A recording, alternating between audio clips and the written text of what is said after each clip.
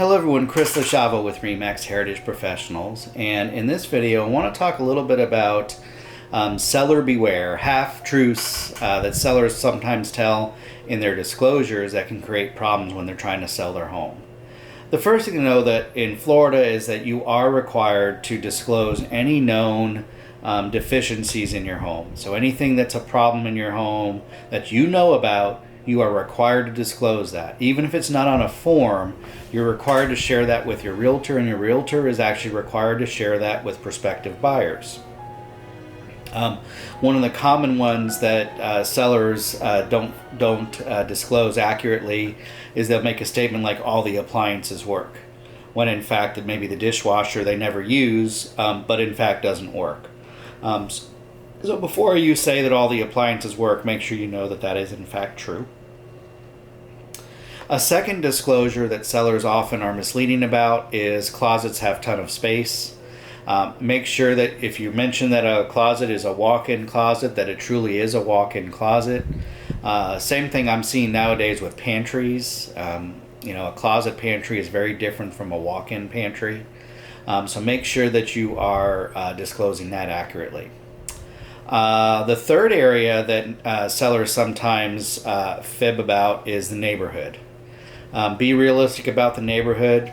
Again, as a buyer's agent, I always advise my clients to explore the neighborhood 3 different times, once during the day, once in the evening, and once late at night. Preferably with one of those times being a weekday and one of those times being a weekend, to get a real feel for the neighborhood. So if you lie about what the neighborhood is like, if you say, everyone takes good care of their homes and we never have issues with the neighbors or anything like that, and your neighbor is a real jerk and causes problems and all that, that can come back and bite you later on. If you've done renovations, particularly big renovations, make sure that you disclose whether or not they were permitted or not.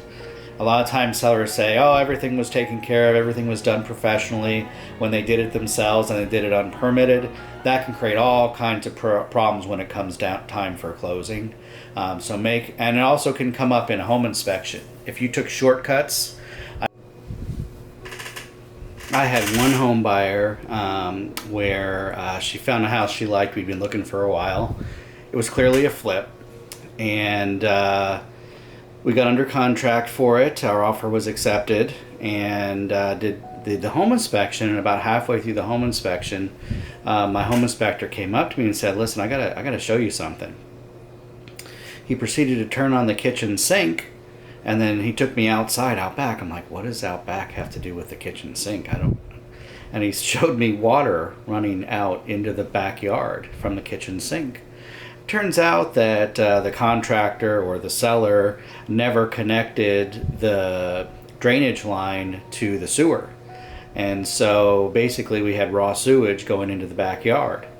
And that obviously was not up to code, all kinds of health hazards and all that. But that wasn't even the biggest issue.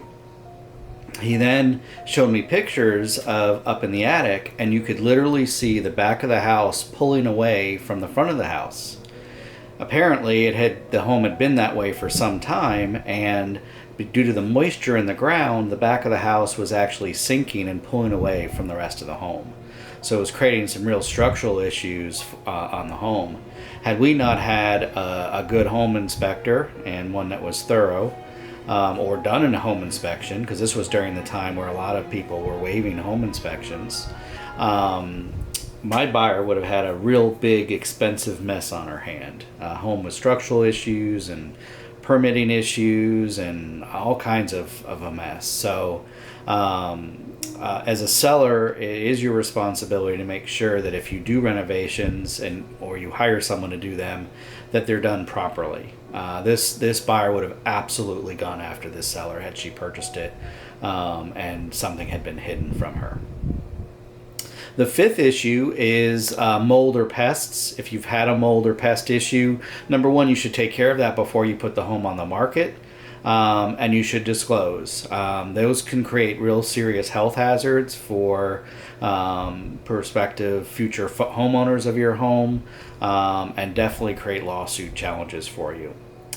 The sixth and final thing that you should disclose. Now, I do need to say in Florida, you are not required to disclose if your home was the site of a crime. Although, just because you're not legally required to, I wouldn't say that it might be in your best interest to do so if it was a particularly public, high-profile one.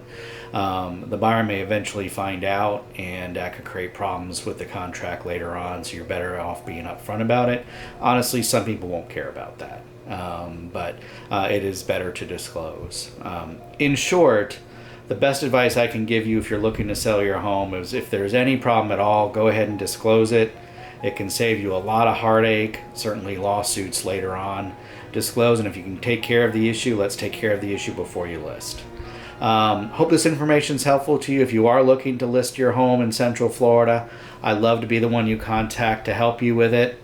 I'll guide you through all of this, and we'll get your home sold. Thanks very much. Have a great day, everybody.